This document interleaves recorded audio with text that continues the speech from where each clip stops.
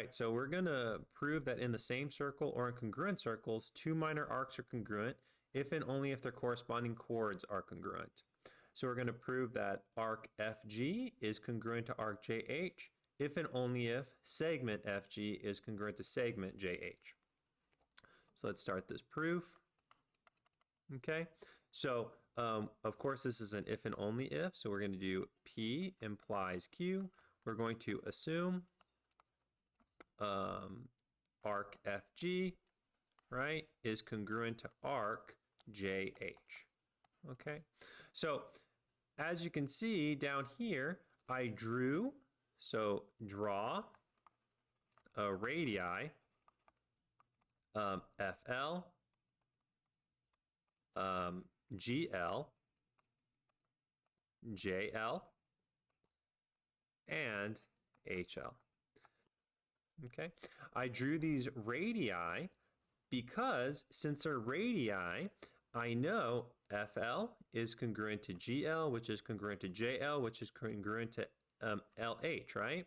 So, of course, if these are radii, this implies that FL is congruent to GL, which is congruent to JL, which is congruent to HL.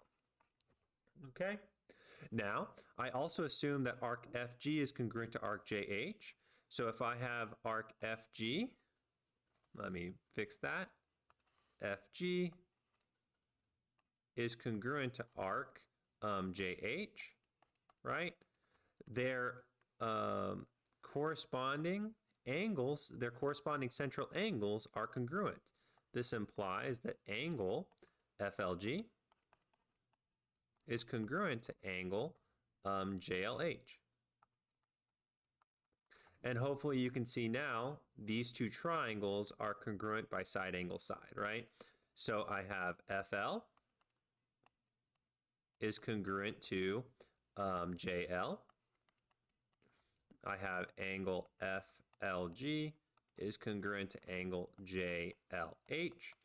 And I have GL is congruent to HL.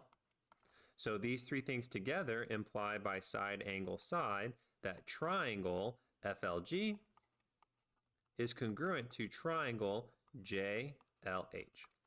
And if these two triangles are congruent, of course the corresponding sides FG, right, segment FG, is congruent to segment JH, which is what I wanted to show, right?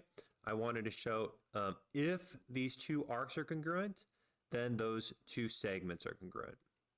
Now we're going to go the other way. So as you can see, I have this diagram here. So now we're going to do a Q implies P. We're going to assume this time that segment FG is congruent to segment JH. Okay, so this is congruent to this. Just like last time, we're going to draw a radii, FL, GL, JL, and HL. And of course, if all of them are radii, that implies that FL is congruent to GL, which is congruent to JL, which is congruent to HL. All right, so boom, boom, boom, boom, boom, boom, boom, boom. And of course, you can see by side, side, side, these two triangles are congruent, right?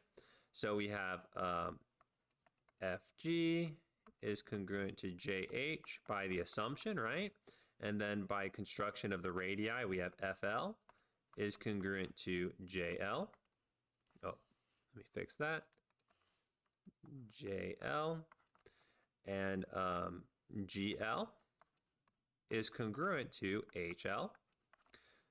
So by side, side, side, this implies that triangle FLG is congruent to triangle JLH. And of course, this implies that these corresponding angles are congruent, right? This implies that angle FLG is congruent to angle JLH. And if those central angles are congruent, that means the corresponding arcs to those central angles must also be congruent. So this implies that arc FG is congruent to arc JH, which is exactly what I wanted to show. So I've shown that if these arcs are congruent, then these segments are congruent, and if these segments are congruent, then the corresponding arcs must be congruent. That is the proof.